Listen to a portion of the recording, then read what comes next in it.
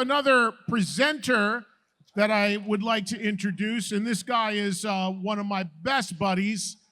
Not only is he a phenomenal musician who has played and written and worked with so many incredible bands, from Rob Zombie to Marilyn Manson.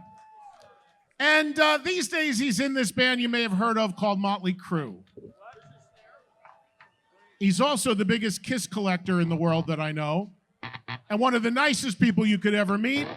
Please welcome to the stage my good buddy, Mr. John Five, everybody. Thank you. So every so often, a guitar player comes along and reinvents the instrument. What do I mean by reinvents the instrument? Well, doing something that no one has ever done before, taking an idea out of thin air and changing the world. Players such as Hendrix, Eddie Van Halen, Yngwie Malmsteen, and Tom Morello. I remember vividly in the early 90s going to every club I could in Hollywood. And one night in Hollywood, my life changed forever. I heard this music I've never experienced before. The power, the groove, the vocal, and my favorite, the guitar player. This band was Rage Against the Machine.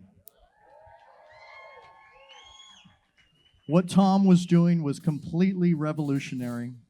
I saw every show I could, and eventually, through the years, Rage sold millions and millions of records and played some of the most badass concerts all over the world. When Rage took a break, Tom never slowed down. He brought us Audioslave, the Nightwatchman, Prophets of Rage, and let's not forget, he played for Bruce Springsteen.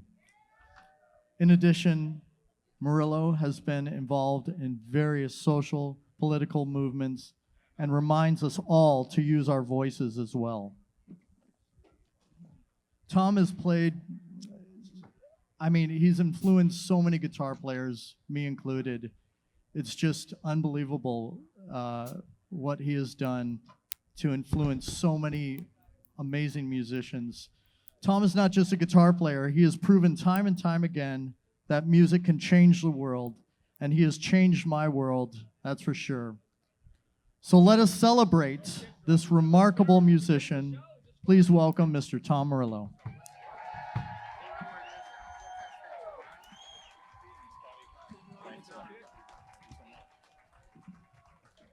Hello, Metallians. Thank you so much, John. And thanks so much to the Heavy Metal Hall of Fame. Heavy metal music is the music that made me love music.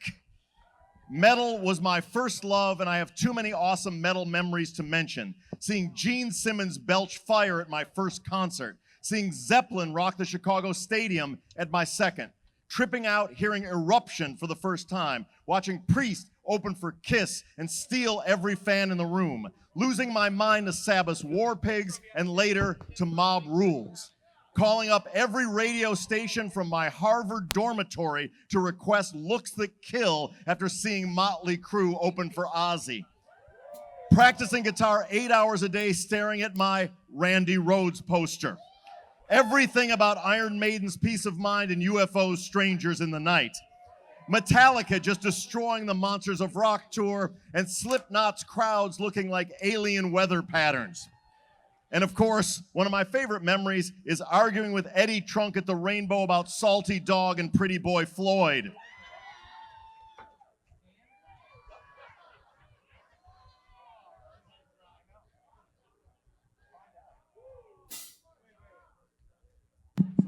That's how you know it might not be a union crew up here. All right. And finally, bringing my son to AC/DC at Power Trip this year and realizing they're still the best band ever. Heavy metal is in the DNA of everything I've ever done. It's about being yourself and not caring what anyone thinks. When other friends branched off into punk and hip hop and left metal behind, I said, oh, hell no. I can love and play other kinds of music too, but I'm not giving up the metal riffs and the metal solos. Metal is what made me. I remember prancing around my college dorm with my leopard striped spandex pants, complete with bandana tied around the thigh, wearing Dio elf boots and multiple spiked bracelets while playing Grim Reaper songs with my gold Gibson Explorer, and people going, "What is wrong with you?" To which I replied, "I have complete confidence in my choices, so screw you. One day I'm going to be in the heavy metal motherfucking Hall of Fame." I'd like to thank my kids, my 100-year-old mom. No kick drum during the speech, please. Thank you very much. Here we go. I'd like to thank my kids, my 100-year-old mom, and my very metal wife, Denise. When you find an Italian beauty who can air drum flawlessly to Spirit of Radio, put a ring on it, fellas. I'd like to thank all the metal and non-metal collaborators in my many bands and solo projects, and all my metal influences. One night, I met Rudolf Schenker of the Scorpions at a bar. He said, Rage Against the Machine. I hear the Scorpions influence in your music. To which I replied, "You're absolutely right, just don't tell the other guys in the band. Let that be our secret." I work hard to get other metal artists into that other Hall of Fame, and I have like 17 programs on Sirius XM where I proudly fly the metal flag. Metal was certainly present in Soundgarden and Audioslave. And a huge thanks to Chris Cornell for his talent and inspiration. What a pleasure it was to stand beside him on stage and in the studio. While Chris wrestled with demons, he managed to harness those demons and ride them like a motherfucking lightning-infused Marshall Stack-strapped chariot of mythical power to create some of the greatest rock and roll of all time.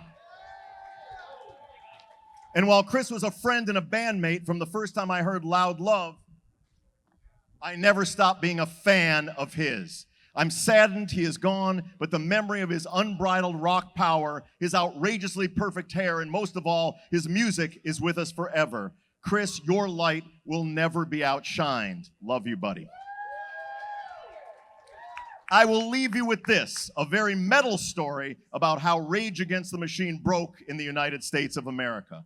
Upon the release of our first record, the band was becoming popular in Europe, but not in the US because we couldn't get on MTV. There was an evil corporation called Viacom that was the decider of what went on MTV and what did not. And all of our songs had cuss words in them, which we couldn't censor, and Viacom was not having it. So the record company proposed the next single should be for our song called Freedom, the least commercial song on our record. 6.5 minutes long, no chorus, many metal riffs. We typically said no to everything, but this time they were going to pay for us to make a video to try to free Native American activist Leonard Peltier from jail. They dared us to say no to that. But the real reason they want us to make a video for Freedom was because there were no curse words in the lyrics. So they were certain to get us on MTV and break the band in America. So we make a great video about Leonard Peltier, and a record exec and I are watching it on the tour bus in preparation of shipping off to Viacom for approval. We watch it, and when we're done, I say, "We're doomed."